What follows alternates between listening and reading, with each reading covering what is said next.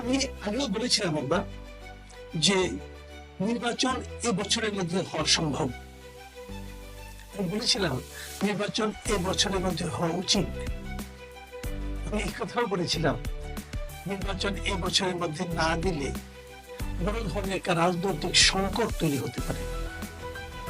শেষ পর্যন্ত এই বিষয়ে একটা ধারণা পাওয়া গেল। বিএনপির 3 জন নেতা সরকার প্রধান উপদেষ্টা যিনি আছেন ডক্টর ইউনূসের সঙ্গে আজকে দেখা করেছেন। বিএনপিতে শীর্ষস্থানীয় 3 জন ছিলেন ফখরুল ইসলাম আলমগীর, সালাউদ্দিন আহমেদ, মেজর হাফিজ।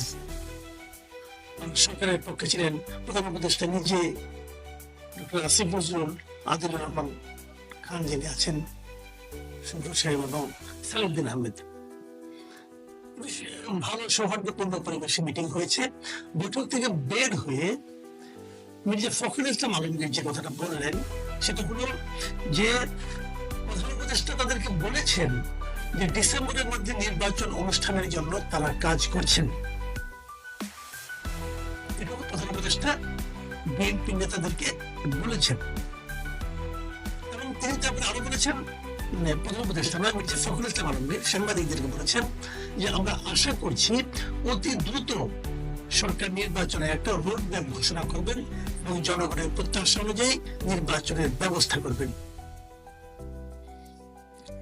এই হলো মির্জা ফখরুলের সংক্ষিপ্ত আলোচনা। হয়তো পরবর্তীতে আরো ডিটেল পাওয়া যাবে, এতটুকু পাওয়া গেছে। তো মোটামুটি ধারণা পাওয়া গেছে যে তাহলে নির্বাচনটা এবছরে হচ্ছে এবং এবছর হওয়া উচিত। আমি আগে বলেছি, না হলে বড় একটা বিপাকে পড়ে যাবে এই সরকার। কারণ ওনারা তো দেশ চালাতে পারছেন না, ওনারা তো সাধারণ মানুষের চাহিদা মেটাতে পারছেন না, ওনাদের নিরপেক্ষতা নিয়ে তো প্রশ্ন উঠেছে, অনেক উঠেছে। আমি নিজে তো মনে করি যদি ডিসেম্বরের মধ্যে নির্বাচন হয়,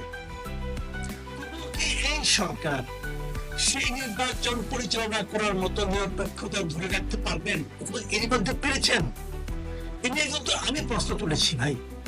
আমি মনে করি অন্য কেউ তুলুক বা না তুলুক, এই প্রশ্ন আমি তুলতেই থাকবো। কারণ আমি আগেও বলেছি যে এই প্রধান উপদেষ্টা নিজেই ছাত্রদেরকে একটা রাজনৈতিক দল করার কথা বলেছেন এবং ছাত্রদেরকে উৎসাহ দিয়েছেন তোমরা একটা দল করো এবং চান যে ছাত্র একটা দল করুক। মানে উনি যদি ছাত্রদেরকে দল করতে বলেন, সেই দলটা যে সরকারেরই একটা দল হবে, ইউনূসের অনুগ্রহপ্রাপ্ত একটা দল হবে, প্রশ্রয়প্রাপ্ত একটা দল হবে, তাতে আর কারো সন্দেহ থাকতে পারে, আমার থাকবে না। কারণ আমরা তো দেখছি এই দলের সাথে যারা জড়িত হবে বলে মনে হচ্ছে, জাতীয় নাগরিক কমিটি বলেন, বৈষম্য বিরোধী ছাত্র আন্দোলন বলেন, যাদেরকে বলেন, তারা তো সরকারের সঙ্গে খুবই ঘনিষ্ঠ অবস্থায় আছেন। তারা যা বলছে সরকার তাই করে দিচ্ছে। তাদের নেতারা দেশের বিভিন্ন এলাকায় যাচ্ছেন, সেখানে তাদেরকে প্রোটোকল দেওয়া হচ্ছে। প্রশাসনের বিভিন্ন স্তরে তাদের প্রভাব দেখা যাচ্ছে। মন্ত্রণালয়ের বিভিন্ন কমিটিতে এই ছাত্ররা জায়গা পাচ্ছে। তো এটা তো সরকারেরই পান। এখন এই সরকার যদি নির্বাচন পরিচালনা করে, সেটা কি করে নিরপেক্ষ হবে বলে আমি বুঝতে পারি না। মঞ্চ তত্ত্বাবধায়ক সরকারের যে কনসেপ্টটা বিভিন্ন রাজনৈতিক দলের মধ্যে উচ্চারিত হতো, সেই কনসেপ্টের তো সুস্পষ্ট লঙ্ঘন আমি ডক্টর ইউনূস এবং তার সরকারের মধ্যে দেখতে পাচ্ছি। একটা কথা বলি, এই সরকারের 3 জন উপদেষ্টা ছাত্র উপদেষ্টা আছে, ওদের মধ্যে নাহিদ ইসলাম, উনি যে নতুন ছাত্রদের যে দলটা হচ্ছে সেই দলের প্রধান হবেন, সেটা এর মধ্যে মোটামুটি স্পষ্ট হয়ে গেছে। একাধিক পত্রিকার নিউজ আমি দেখলাম যে নাহিদ ইসলাম হচ্ছে নতুন দলের প্রধান। তো নাহিদ ইসলাম বিভিন্ন এলাকায় যে তার এলাকায় যে বিভিন্ন জায়গায় যে তার জন্য সে কাজ করছে না, আরেক উপদেষ্টা আসিফ মাহমুদ উনি কি কাজ করছেন না? কিন্তু করছেন। এই ধরনের একটা ভিডিওতে আমি দেখলাম ওদের আসিফ মাহমুদের পিতা মুরাদনগরে একটা মানে ধর্মীয় সভায় ওরা স্পষ্ট বলেছেন যে আমার ছেলে দেশের সবচেয়ে গুরুত্বপূর্ণ মন্ত্রণালয়ের মন্ত্রী, সবচেয়ে গুরুত্বপূর্ণ মন্ত্রণালয়ের সবচেয়ে গুরুত্বপূর্ণ এবং প্রভাবশালী মন্ত্রণালয়, এটা আমার বাবা আমার এলাকার লোকজনকে বলেছেন যে ওনার ছেলে সবচেয়ে গুরুত্বপূর্ণ মন্ত্রণালয়ের মন্ত্রী এবং ওনার ছেলে কয়েকটা মসজিদে কত টাকা দিয়েছেন, কোথায় 10 লক্ষ টাকা দিয়েছেন, সমস্ত কাহিনী বর্ণনা করলেন। তারপরে উনি বললেন যে আপনারা চাইলে আমার ছেলে এখানে নির্বাচন করবে। এটা তো সুস্পষ্ট নির্বাচনী প্রচারণা হয়ে গেল। কি করলেন?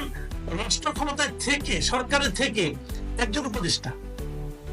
তাহলে সেই সরকার যখন নির্বাচন পরিচালনা করবে, পরে আসিফ মাহমুদ সচিব গৃহ উনি হলেন এনজিএটি সবচেয়ে গুরুত্বপূর্ণ মন্ত্রী ওনার বাবার বাসায়।